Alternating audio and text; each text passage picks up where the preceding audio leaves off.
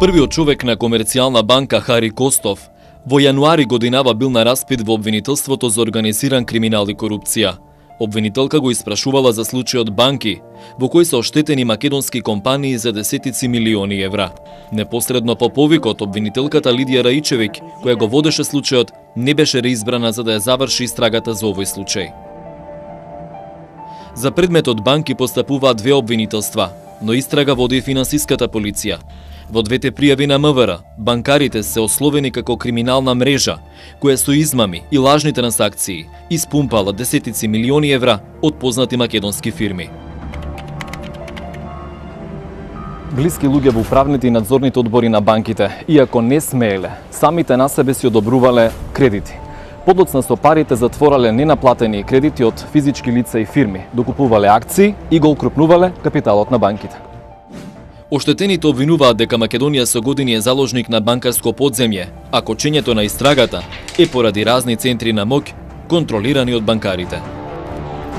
Утврдив дека на определени места во моето книговодство, или на определени конта, за тоа што разбира подобро, има големи суми на пари кои не сум ги побарувал, не сум ги долгувал, а искочи дека долгувам, например, 9 милиони према Фершпет, 9 милиони денари. Кај требаше, што требаше парите, све ги добив на СМС порака и парите ке мене останувале на сметка од денеска за утре, единствено ако стигнат после 4 сати, кога се затвара клирингот и не може да се реагира. Инаку во истиот момент.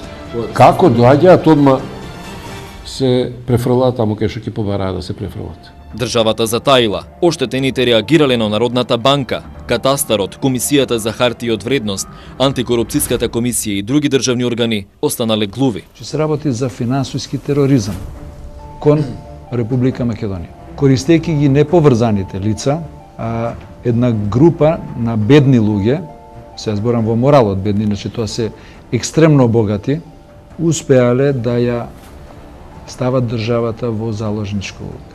Запознавањето со доктор Радел се случи буквално во самата банка.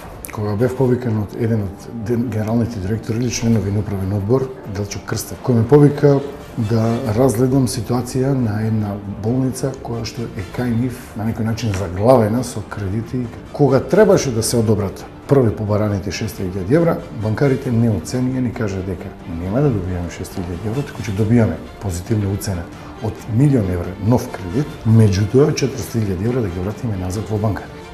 Банките ги искористиле подписите и довербата на клиентите, бланко вирманите за плаќање и бизнис плановите.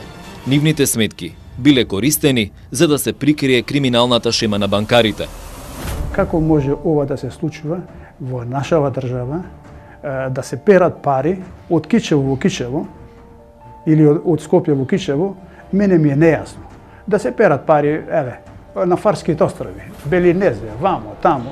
Додека обвинителството повеќе од 5 години се мисли дали има кривично дело, банките преку извршители досега на оштетените им одзеле над 400 станови, бензинска пумпа, болница и милиони евра. Како може банка да го зема моја болница преку извршители, а не може ова куќа да го зема по извршители и да ми го дава, а да ми створи такви проблеми да не можем да се приближам во куќата.